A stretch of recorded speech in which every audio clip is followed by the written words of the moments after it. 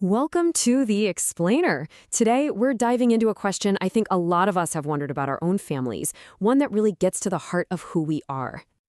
So let's just start with this puzzle, right? You grew up in the exact same house, with the same parents, you ate the same food, and yet your personality, your goals, your whole approach to life can be completely different from your brother or sister. So, what is going on there? I mean, how is that even possible?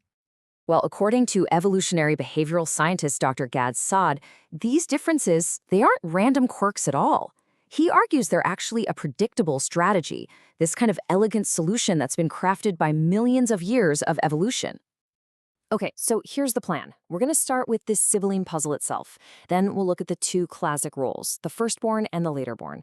After that, we'll get into the why of it all, the evolutionary blueprint. And finally, we'll talk about what this means for you beyond just your birth order. So let's dig into the core idea here. Inside that family unit, siblings aren't just looking for love and affection. They're actually competing for resources.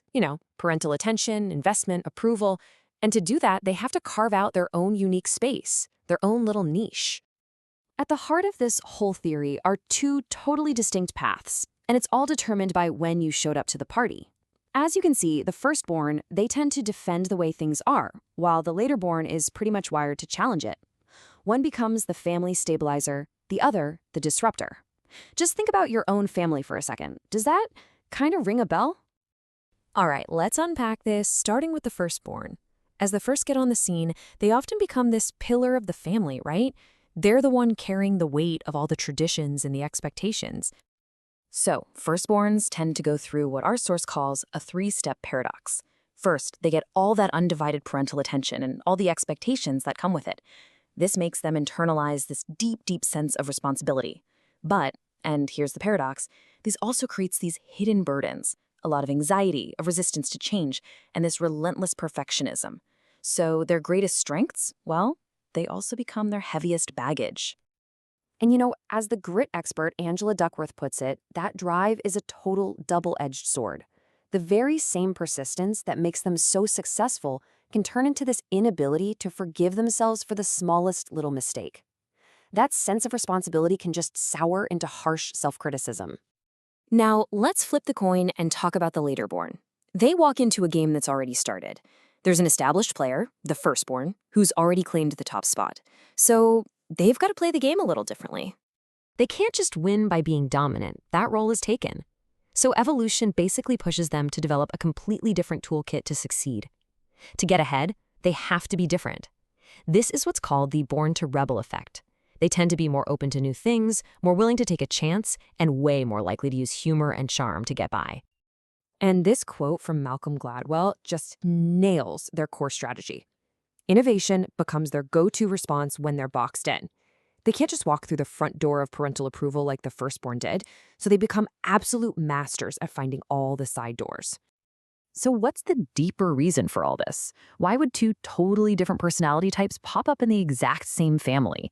I mean, why would nature even design a system like this? Well, the answer is this really powerful concept from evolution, niche differentiation. It's basically a strategy where siblings instinctively try to be different from each other. Why? To avoid becoming a bad copy of their older sibling and having to compete head-to-head for mom and dad's attention and resources. And what this does is it creates this diversified survival portfolio for the whole family. Think about it like this. The firstborn is like a blue chip stock, built for stability and predictable times. The laterborn, they're like a high-growth tech stock, built for change and disruption. By having both, the family basically hedges its bets, maximizing its chances to survive in a world that is anything but predictable. Okay, so if these roles are baked into our evolutionary design, does that mean our emotional destiny is just fixed from birth? Are firstborns doomed to be anxious go-getters? And are laterborns the only ones who get to have all the creative fun? The data does suggest laterborns often report being happier, mostly because their role just encourages more play and exploration. But the experts are really clear on this. These are skills, not some unchangeable destiny. Anyone, firstborn, middle child, only child, can learn to cultivate that same curiosity and openness. And what's really, really interesting is that Dr. Saad, the guy behind this theory, he had his own kind of aha moment doing this research. He realized that birth order doesn't just shape what we do, our strategies for success. It actually shapes how we feel while we're doing it. The firstborn's sense of responsibility is this silent weight. The laterborn's rebellion is really a quest for identity. So, the real takeaway here isn't that you're stuck in a box because of your birth order. It's actually about freedom. Once you can see the pattern, once you see the evolutionary script you were handed at birth, you can actually choose to rise above it. And that maybe is the most human thing we can do.